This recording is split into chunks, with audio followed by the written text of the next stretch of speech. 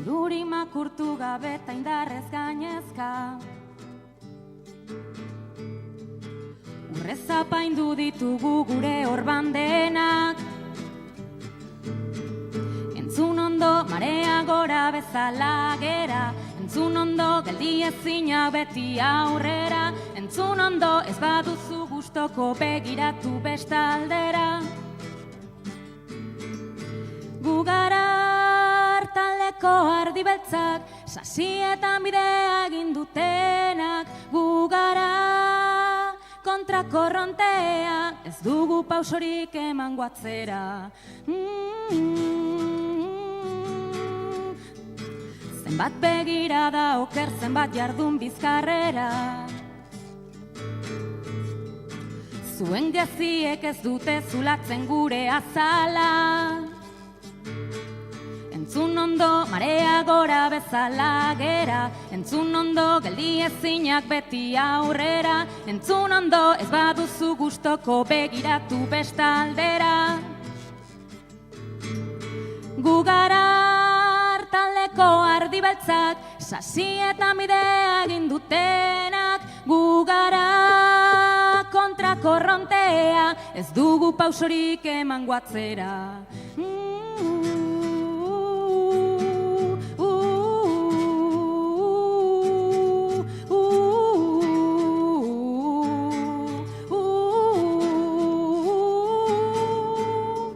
Esan dezatela, nahi dutena jardun dezatela, bizkarrera libre jaio ginen moduan, libre biziko gera.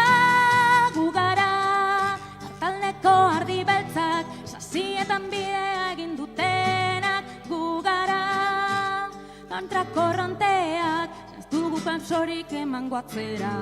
Gu gara hartaldeko ardi beltzak, sasietan bidea egin dutenak. Gu gara kontrakorronteak, ez dugu pausorik emango atzera.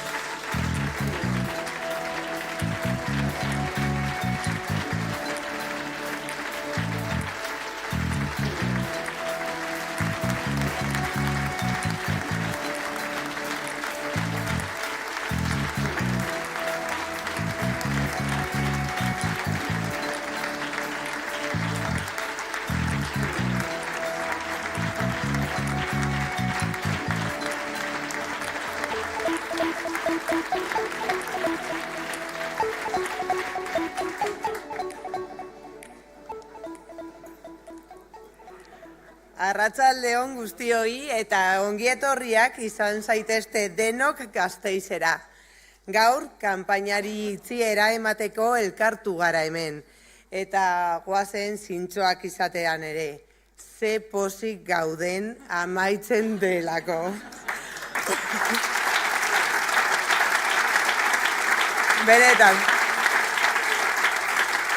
Benetan, oso gustora ibili gara. Herriz herri eta auzoz auzo, lagunekin berriro elkartuz, baina nekea nabari da. Hala ere, EH Bilduren komunitateak badu zerbait berezia. Nekatuta, egon arren, badaukagulako gaitasuna azken bultzada bat emateko, azken esfortzu bat egiteko unea delako, eta hori da dagokiguna orain. Nos toca dar ese último arreón en esta recta final de la campaña, porque si algo nos ha quedado claro a lo largo de todos estos días es la importancia de lo que nos estamos jugando en esta campaña europea. Y cuando digo que hay mucho en juego, aquí en Gasteiz, o mejor dicho, en Araba, ya hemos demostrado que hemos sabido estar a la altura de las circunstancias. No hace ni 2 meses que Euskal Herria Bildu fue la primera fuerza política en Gasteiz y en Araba.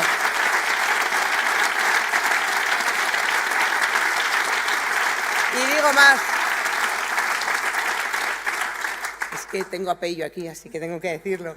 Y digo más, hace una semana celebrábamos que hace solo un año Euskal Herria Bildu consiguió ser nada más y nada menos que la primera fuerza y ganar las elecciones municipalistas en Gasteiz.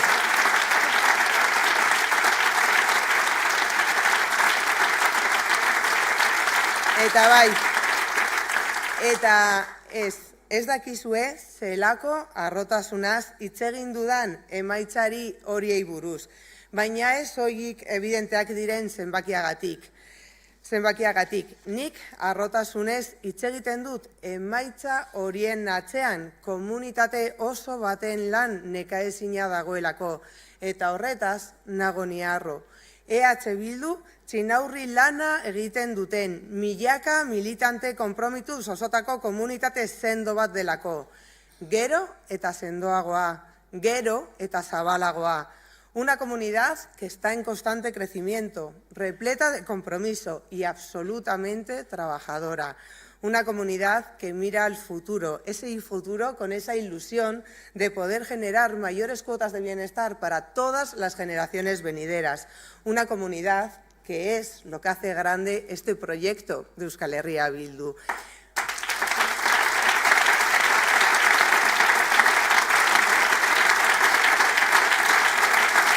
Y es que Bildu se ha convertido en esta casa en la que tantas y tantas ciudadanas encontramos nuestro lugar, porque cada día somos más porque somos inconformistas y aspiramos a seguir consiguiendo cada día más derechos, porque además para ello vamos a las instituciones y por eso este domingo tenemos que seguir dando un paso más y queremos hacerlo de la mano del mejor embajador que tenemos que llevar desde Euskal Herria a Bruselas.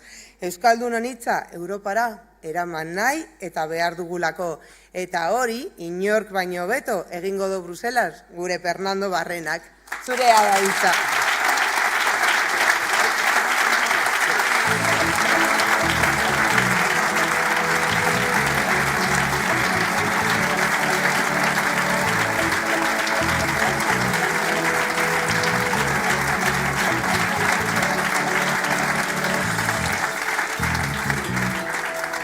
Bueno, arratsaldeon Gasteiz, besarkada handi bat guztioi eta zuotako bakoitzari.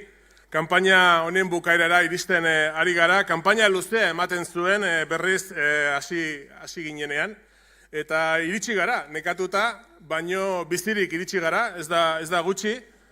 Eta aitortu behar dut plazer handia izan dela gure komunitatearekin momentu hauek konpartitzea. Eta zer esanik ez, gaur zuekin hemen Gasteizen, gaina hainbeste lagunen aurpegi ezagunak bistan ditudala. Decía que ha sido un privilegio poder hacer esta campaña y recorrer pueblos y ciudades del país para estar con toda nuestra gente. Y la verdad es que la vista desde aquí pues es un gustazo, porque te das cuenta de que Euskal Herria Bildu es una comunidad imbatible. Personas con una trayectoria militante de quitarse el sombrero, comprometidas con el país, personas que siempre han estado ahí cuando y como se les ha necesitado y cuánta gente joven y cuánto futuro, por lo tanto, nos queda por delante. Atzo hainbat gaztek Eibarren EH Bilduren aldeko bozka eskatu zuten eta haientzat doa bueltan gaur Gasteizetik txalo zaparrada bat nire esker honenarekin. Zuek zarete gure harrotasuna, zuek zarete gure itxaropena, eta badakigu zuekin batera Euskal Herrian irribarre kolorretsua marraztuko dugula igande honetan. Eta egin nahi dut beste aipamen bat, zeren badakigu garai sozialak nagusi diren garai batean bizi garela, eta, askotan erabilpen ona egiten da, baino batzutan ere erabiltzen da gorrotoa zabaltzeko. Eta aipamen berezi bat egin nahi dut maitasunez betea, Edurne, Nahua, Julu eta hainbat gazteri, Euskal Herriko neskek zutan jartzen dituztelako fasistak, eta horrek esan nahi du oso ongi egiten ari zaretela, aupa neskak.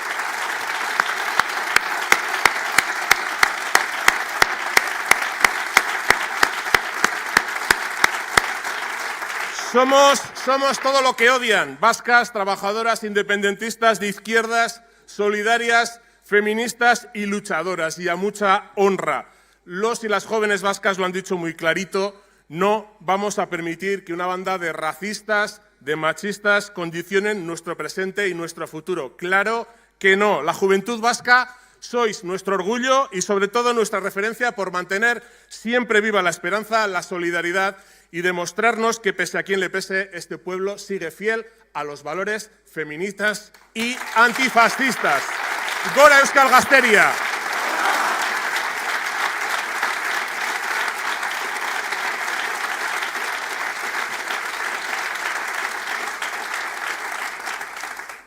Bizitza elkarren atzean hartzen ditugun erabakien kate bat besterik ez da, eta erabaki horien ondorioekin bizi behar dugu. Batzutan onerako, gehienetan, beste batzutan ez hain besterako. Baina igandean erreza daukagu, esan behar dut erreza daukagula. Erabakia ez da intzaila, aukerak direlako. Bat, edo Netflixa piztu eta etxean gelditzen gara, gauzak horrelaxe jarraitu daitezen, ala bi, aktiboak izan, aldaketan eragin, egunerokoa borrokatu, borrokarako grina duin bizitzeko jarrera bakarra delako, esango nuke. Y la vida, como decía, nos exige que tomemos partido y si este domingo, cuando puedes hacer algo, te quedas en casa, pues tu lugar lo va a ocupar otro y probablemente ese lugar lo va a ocupar una de estas opciones de ultraderecha que vienen a laminar los derechos de los trabajadores y de los pueblos de Europa, esos derechos que tanto hemos tardado en conseguir. Y por eso queremos dejar muy claro, por si en la campaña no ha quedado suficientemente claro todavía, que Euskal Herria Bildu es una propuesta antifascista que cierra el paso al autoritarismo y la ultraderecha.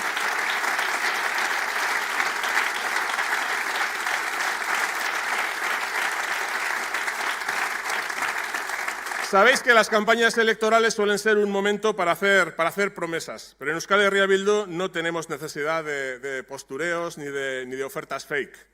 Todo el mundo sabe lo que hacemos y todo el mundo sabe lo que vamos a hacer, porque es público y notorio que en este país, en los últimos años, ha habido grandes cambios y que esos cambios han venido de la mano de Euskal Herria Bildu.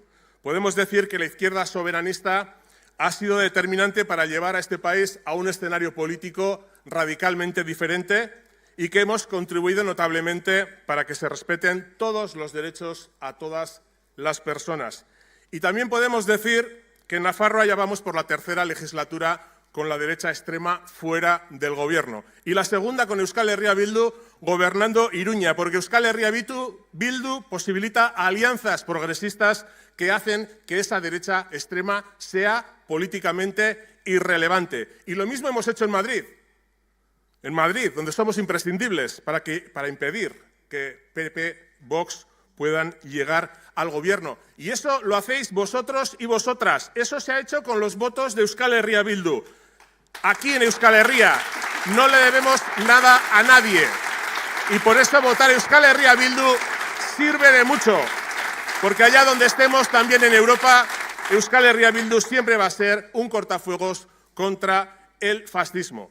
Euskal Herria Bildu Europan euskal ahotsa izango da, eta ahots horrek herri ikuspegia izango du. Eta zazpi lurraldeak buruan arituko da jarrera antifascista nabarmenerakin, gerrari ez esango dion ahots bat, eta bere momentuan erabaki genuen Natori ez mandatua Bruselara eramango duen ahotsa. Beraz,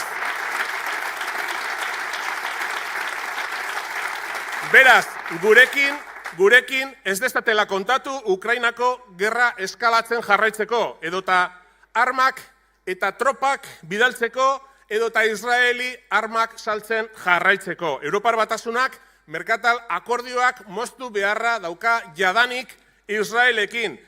Genozidioa eta okupazioa gelditu Gazan. Palestinak badu estatua izateko eskubidea.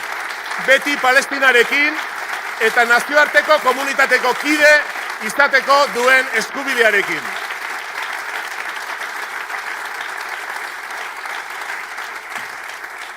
Y por esto decimos claramente, sin mayores discursos que no son necesarios, fuera Israel de Palestina, fuera Marruecos del Sáhara Occidental, fuera Rusia de Ucrania. Respeto al derecho internacional sin excepciones. Gora herriak!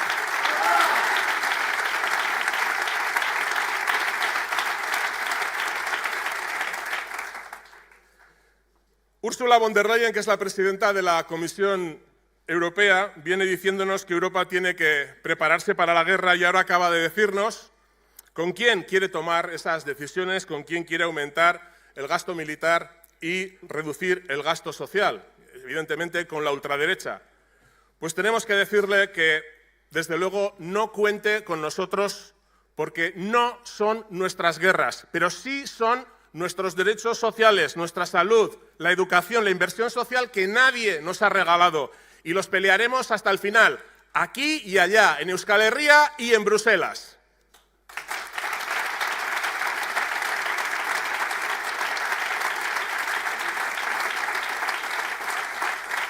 Euskal Herria Bildu, 0 kilometroko ezkerra da. Con Euskal Herria Bildu, la izquierda vasca de kilómetro cero va a estar en Bruselas para defender el derecho a decidir de las naciones sin Estado. Vamos a seguir trabajando con los corsos escoceses, galeses, irlandeses, catalanes, galegos, flamencos, para recordar permanentemente que el mapa de la Europa de hoy es el resultado de un devenir histórico que todavía no está terminado y sigue en construcción y que pronto contará con nuevos estados como el Estado vasco. Euskal Estatua Europan, hori da gure helburua.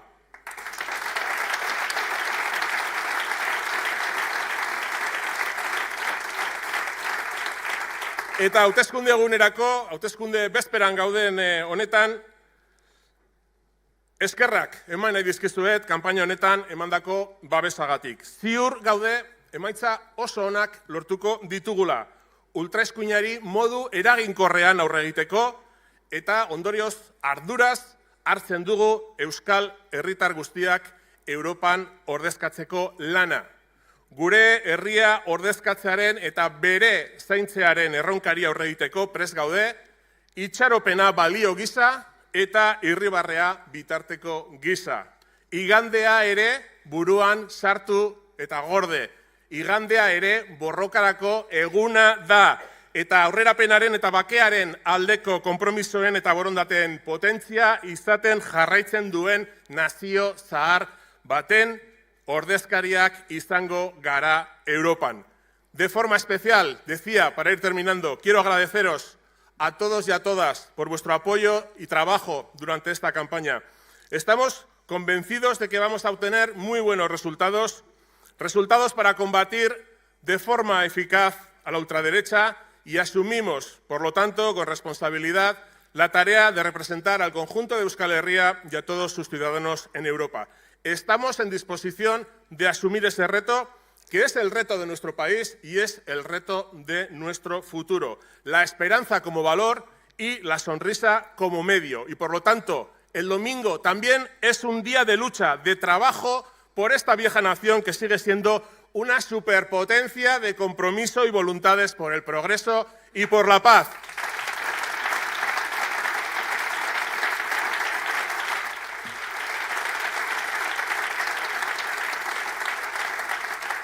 Nazio bat gara, somos una nación con un modelo social avanzado y solidario, con una lengua y cultura propias, con una economía productiva fuerte y equilibrada, una nación que históricamente ha sido y sigue siendo un dique de contención frente al autoritarismo y la ultraderecha. Eta gure proposamena da herri hau Europan kokatzea, herri hau den bestelakoa agertzea. Eta alde horretatik Euskal Herria Bilduk eskubide gehiago nahi dituen eta Europan errealitate politiko berri bat izan nahi duen nazioa ordezkatzen du.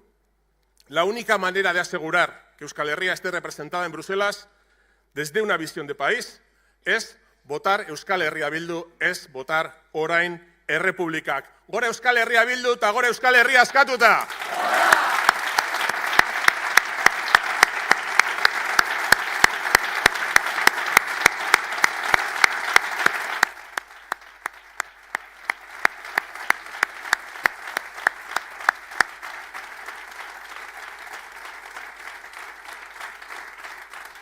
Eta orain segituan, aurkeztuko dizuet, aurkezpenik beharrik ez duen gure kide bat, guztiok maite duguna, Euskal Herria Bilduren balioak bere baitan ederki irudikatzen dituena, eta Nafarroan zuek Euskal Herritarrok eragin dugun aldaketaren simboloa ere badana. Zuekin, Bakartxo Ruiz.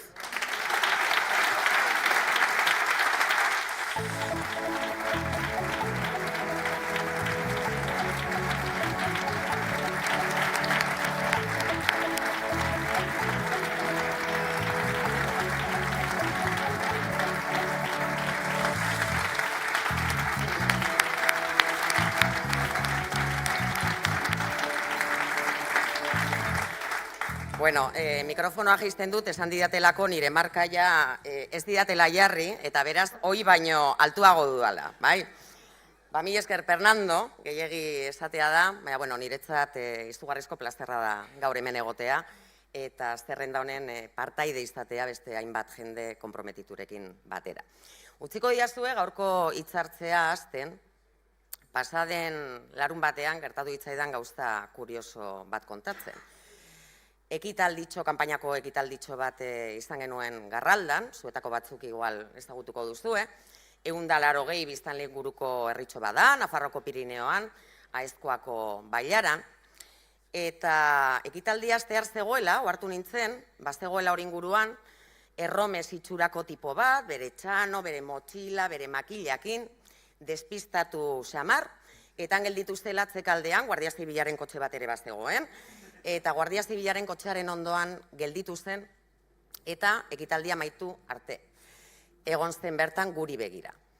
Ekitaldia amaitu genuenean, nola ez, Garraldako plazan, elkarte tabernan gelditu ginen pote bat hartzen, eta kanpoaldean geundela, gizona hurbildu egin zitzaidan, eta, bueno, ala nola lortu genuen elkar ulertzea, erdi ingelesez, erdi gazteleraz, eta esan zidan Holandarra zela, eta galdetu zidan, berak ulertu zuenagatik ezkerreko alderdia.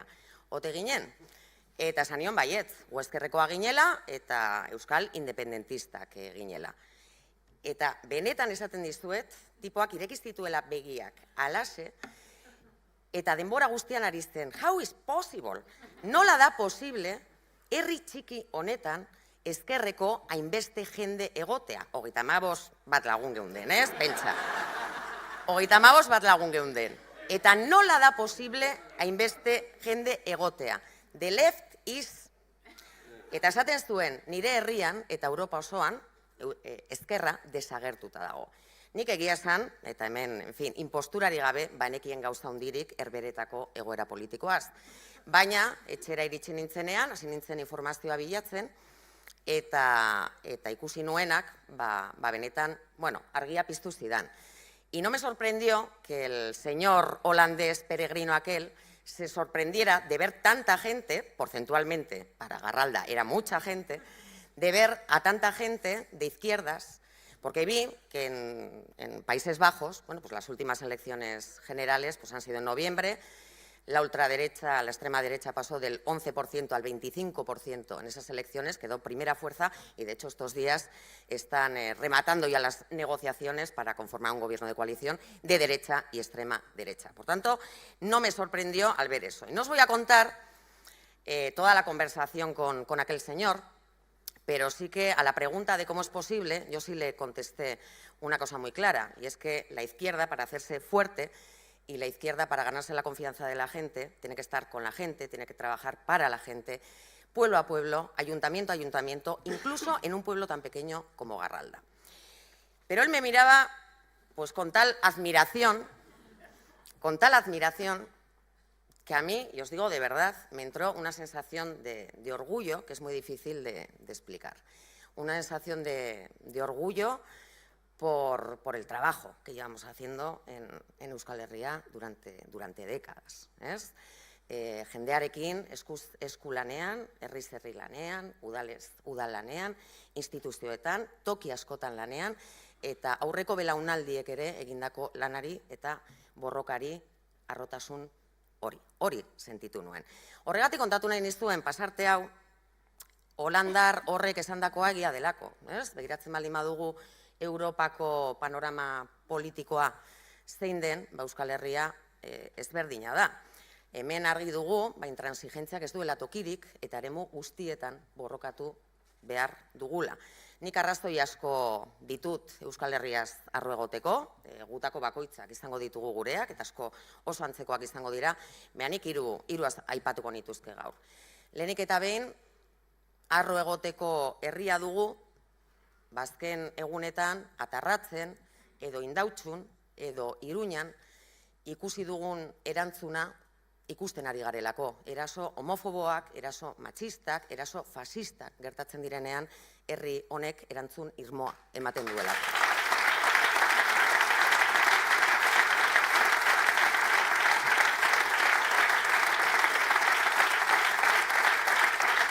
Bigarren arrazoia, gaur behintzat aipatu nahi dudana da, arro egoteko herria dugula, elkartasunaren herria garelako. Eta egun hauetan, hilabete hauetan, eta aurrerantzean ere, Europa osora zabaldu delako, Euskal Herritik Palestinaren eskubideen alde eta genozidioaren kontra botatzen ari garen, eta botatzen jarraituko dugun oihu ozena. Eta hirugarren...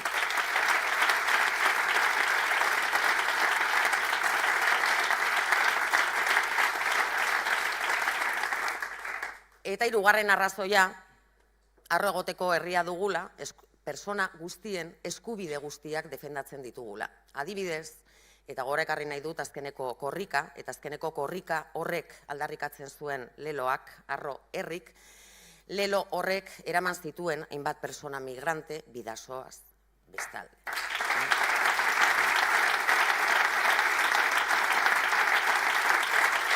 Igandean,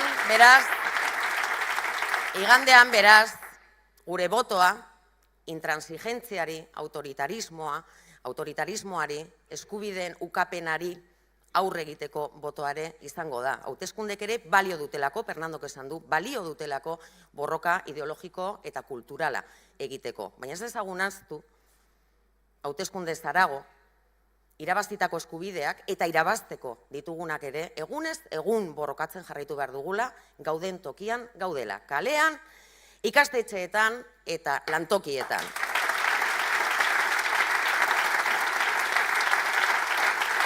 Por eso digo que el domingo nuestro voto también va a ser un voto para hacer frente a la intransigencia, al autoritarismo y a la negación de derechos.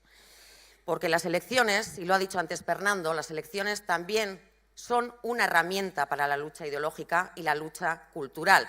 Pero no nos olvidemos, y en este pueblo no nos olvidamos, que por encima de eso también los derechos conseguidos y los derechos que tenemos todavía por conseguir los vamos a seguir peleando en las calles, en los centros de trabajo y en los centros educativos también.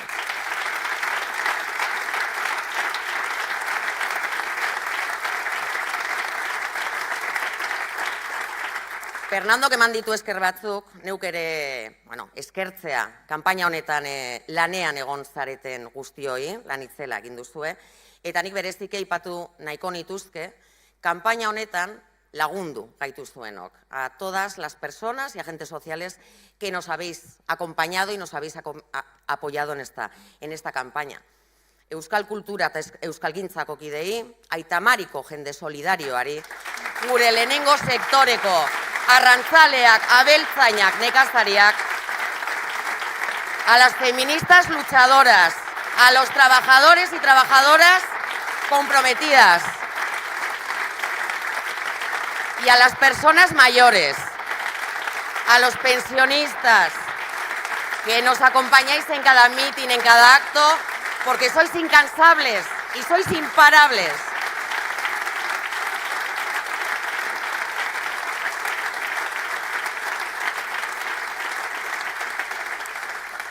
Eta nola ez, Fernandok ere aipatu du, baina nik ere aipamen bat egin nahi diot herri honetako gazteria konprometituari. Saiatu dira, saiatzen ari dira eta saiatuko dira.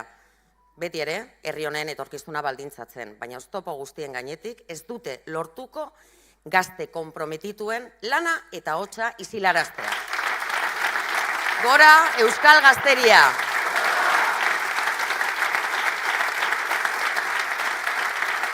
Bueno, amaitzeko.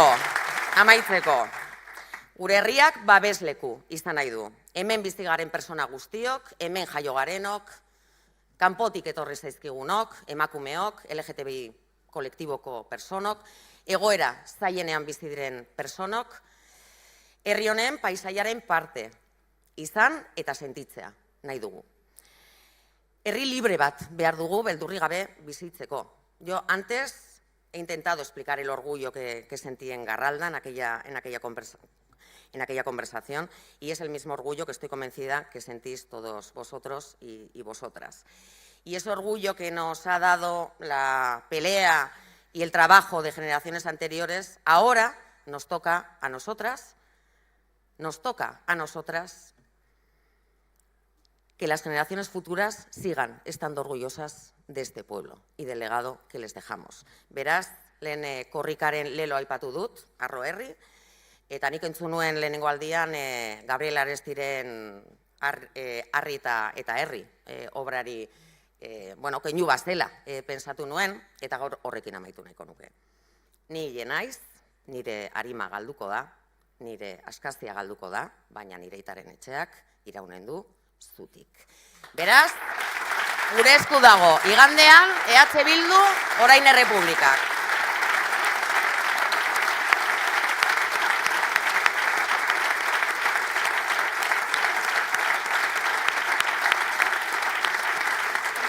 Eta orain bai, Iruñeko ekitaldian ahaztu egin zitzaidan Arnaldori hitza ematea, beraz, orain bai, plazer handia da beti bezala, gure koordinatzaile nagusiari hitza ematea. Arnaldo, zurea da. Parece lejano lo que en realidad está pasando. Lo que afecta a la tierra, al país, a nuestras vidas. Parece el pasado. Es hora de alzar la voz en alto. Arratsaldeon, Gasteiz.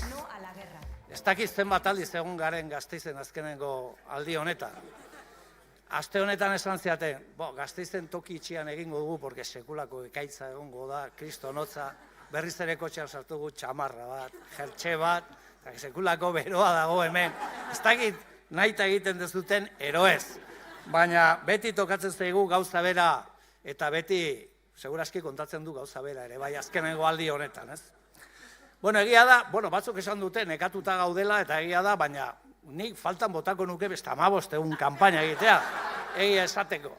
Bestea beste honek aukera ematen digulako jendearekin solasteko eta jendearekin proposamenak elkar banatzeko eta bar, baina nik uste dut nahikoa dela. Oso ziklo elektoral luze batetik gatoz eta agian balantzea egiteko tenoreare heldu zaigula, ez? Lasaitasun guztiarekin, irrifar lasai batekin, zenatei ziklo elektoral honek gauza asko eta oso positiboak utzi dizkio. Ez esango nuke ezker independentistari, ez esango nuke Euskal Herria Bilduri, esango nioke Euskal Herritarrei eta Euskal Herriari. Eta ziklo elektoral honek tendentzia batzuk egonkortu ditu, indartu ditu, eta uste dut gaur berriz ere, komeni dela, batzuk gustoko ez badute ere, esatea ziklo elektoral honetatik atera daiteken oso etorkizunezko datu esanguratsu badela, baietz, ezker soberanista Euskal Herrian lehen indar politikoa dela, lehen indar politikoa garela.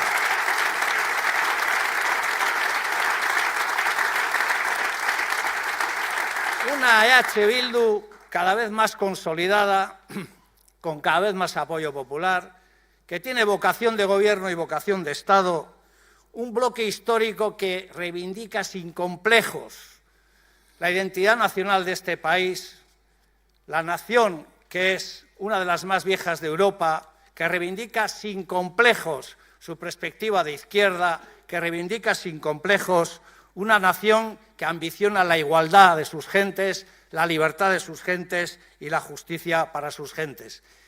Kampaina elektoral honetan, azken txampa honetan, begiratzen baldin badugu atzera, hori da nola baitere esan dezakegun faktorerik nagusiena ero atera deiteken konklusiorik nagusiena. Badago tendentzia struktural bat, Euskal Herria eta Euskal Herritarrak gero eta gehiago gure balore eta printzipioak nola baitere babesten dituela. Eta hori da guri nolabait ere harrotasunerako eta postasunerako nolabaiteko arrazoia ematen diguna. Eta kanpaina honetan ere balantzea egin behar da. Gu oso pozik gaude, EH Bildu style. Ez gera inorekin sartu, ez ditugu beste esaten dituzten gauzei menziorik egin, guk berriz ere zer irabazi dugu kanpaina honetan. Lehenik eta behin, zuekin guztiekin berriz ere konpartitzea nola ikusten ditugun gauzak. Bigarrenik, irrifarra, ilusioa, konfiantza, konpromisoa eta gehien bat konprobatzea urte luzeetako lanak fruituak ematen dituela. Zeren eta guk ez daukagu ate giratoriorik. Gurea babes herritarra da, hori da gure gasolina politikoa. Eta horrek ematen digu adore nahikoa jarraitzeko borroka honetan eta lan honetan. Eta beraz, eskerrak eman nahi dizkizuek guztiei, lan instituzionalean zaudetenei, gazteei, sindikalgintzan eta langile mugimenduan daudenei, euskararen defentzan daudenei, eta gaur ostirala izanik, aipamen berezi bat egin nahi dut, segurazki orain, erobihar eta etzi, euskal preso politikoa bizitatzera joango diren zenidei. Guztiei, mila esker.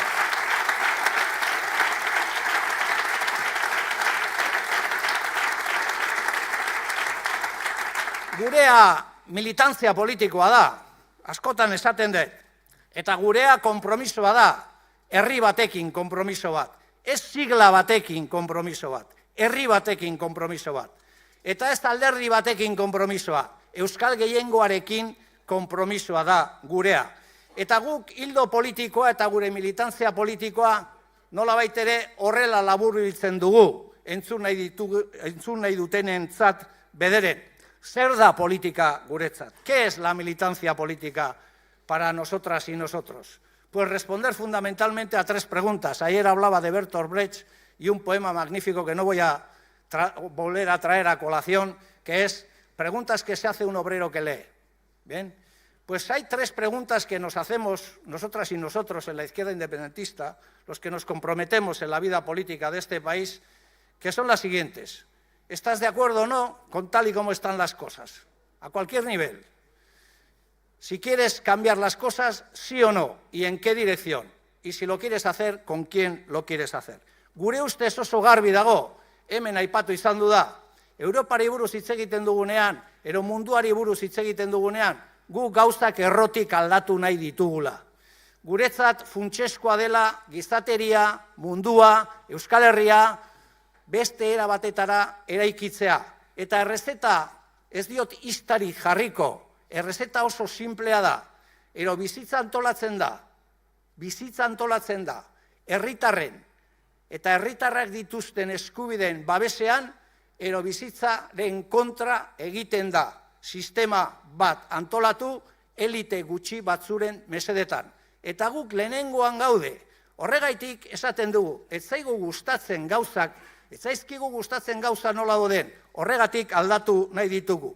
Norekin aldatu nahi ditugu, eta zen norabidetan, independentziaren norabidean, burujabetzaren norabidean, eta herri gehiengoaren interesaren defentsaren norabidean. Hori egin nahi dugu.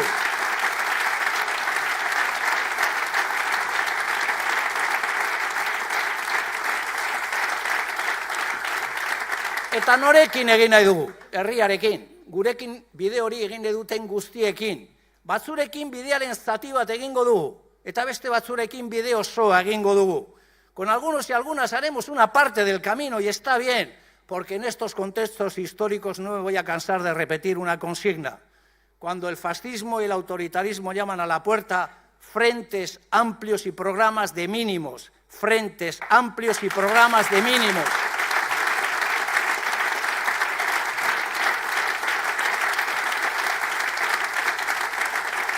Y en esa dirección habrá parte del camino que hagamos con algunos y algunas, y habrá parte del camino que hagamos hasta el final con algunos y con algunas. Y esta es la política como tal y como la entiende Euskal Herria Bildu, como un frente amplio que aspira a construir un bloque histórico que lleve a este país a una posición soberanista, de izquierdas y a una posición avanzada. un bloque histórico compuesto por los trabajadores y trabajadoras de este país, por las mujeres y los jóvenes y las jóvenes de este país, por los abertzales, por los arrantzales, gure laborariekin, mundu guztiarekin. Ese es el bloque histórico que tiene que conducir este país hasta el final del camino y ahí no nos vamos a cansar y no vamos a parar. Nosotros estamos en el Tajo hasta el final y hasta el final vamos a seguir.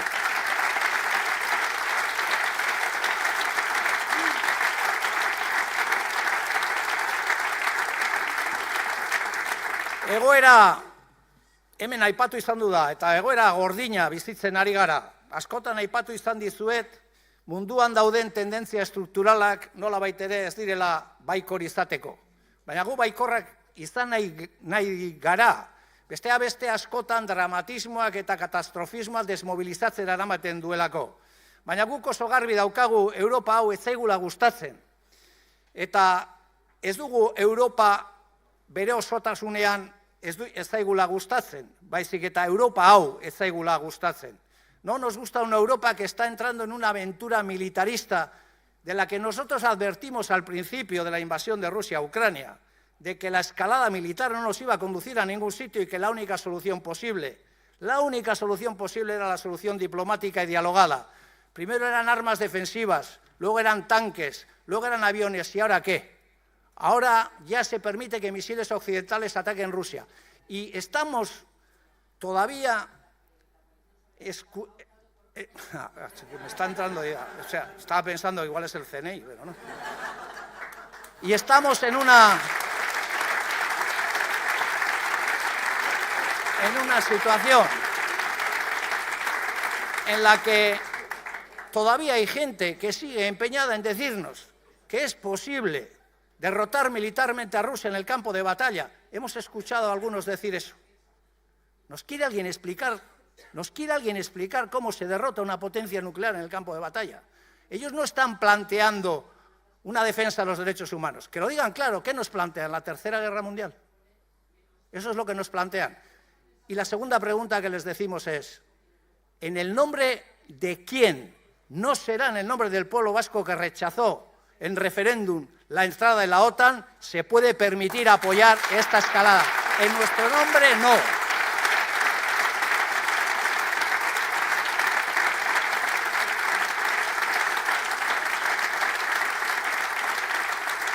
Nosotros somos también profundamente antiimperialistas. Defendemos la soberanía de los pueblos, de todos los pueblos. Eta hemen aipatu izan du da Palestina, eta aipatu izan du da Sahara ere bai. Nik beste herri bat aipatu nahi dut.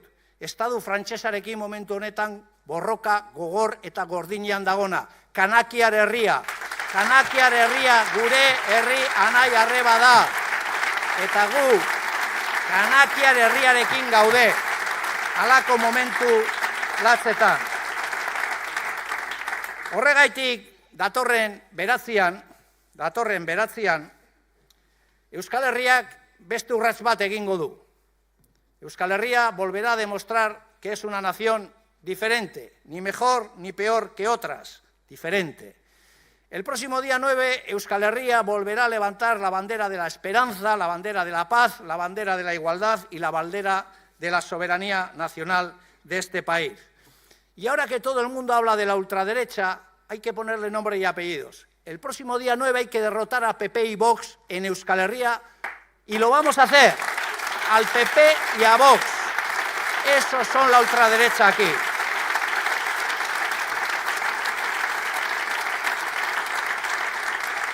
Y les vamos a volver a derrotar. Y yo, que siempre pongo un reto en todas las elecciones, tengo un sueño y un reto, que es el siguiente. Tenemos que llevar a Pernando Barrena, a un navarro, a hablar en nombre del conjunto de Euskal Herria, como embajador en la UE, y tenemos que hacerlo con que los votos de estos 4 territorios tienen que ser suficientes para sacarlo. Ese es mi sueño y ese es nuestro reto. Solo con los votos de Euskal Herria, Pernando Barrena tiene que ser nombrado embajador en la UE. Y eso exige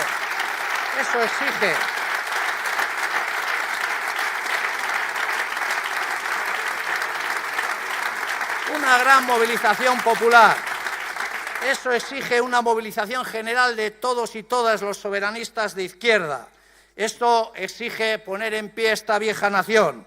El domingo vamos a votar y con los votos de Nafarroa, Araba, Guipúzcoa y Vizcaya, sí, que lo oigan otra vez.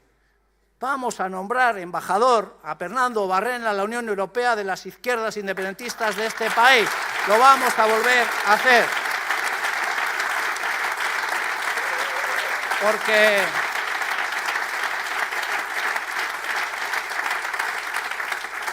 este es un país que necesita ser consciente del momento y de los retos que tiene. Eta horregatik egingo dugu, eta horregatik nire ametsa eta erronka bat ere proposatzen diot gure jendeari. Badakigu Fernando aterako dugula embajadore bezala, baina nire irutzen zait oso ederra izango zela, soilik Euskal Herrian, kasu honetan Euskal Herrian ateratzen ditugun botoekin nahikoa izatea hori egiteko.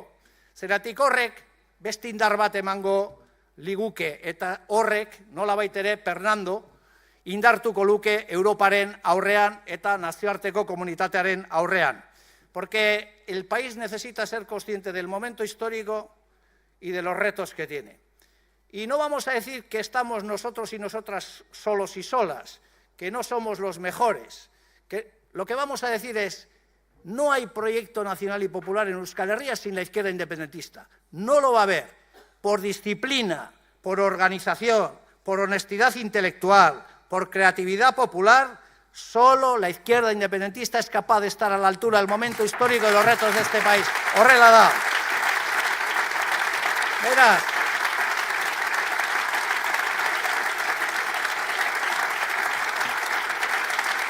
lagunak, decía Ovidio que felices son aquellos que se atreven con coraje a defender lo que aman. Eta guk herria maite dugu. Eta herri honetako jendea maite dugu. Eta gure identitate nazionala maite dugu. Eta justizia, askatasuna eta esperantza maite dugu. Eta berriro egingo dugu. Beste gau magiko bat. Berriz ere Fernando eramango dugu. Europar batasunera. Berriz ere sekulako emaitzak eukiko ditugu. Horregaitik eskatzen dizuet azken esfortzu bat. Azken alegin bat. Eraman jendea bozkatzera. Ez sigla bat bozkatzera. Euskal Errepublikaren embajadore bat bozkatzera eta izendatzera deitzen dizuet eta dizten zaituztet. Beraz, lagunak, oso pozi gaude, oso lasai gaude, PNV style, barkatu, PNV style beste gauza bada. EH Bildu style, horrekin, ez galdu irrifarra, ez galdu lasaitasuna, ez galdu konfiantza. Pazientzia estrategikoa, lana eta lana. Ekin lanari, altajo, eta ekainan beratzean, gora San Fermin. Gora gutarrak.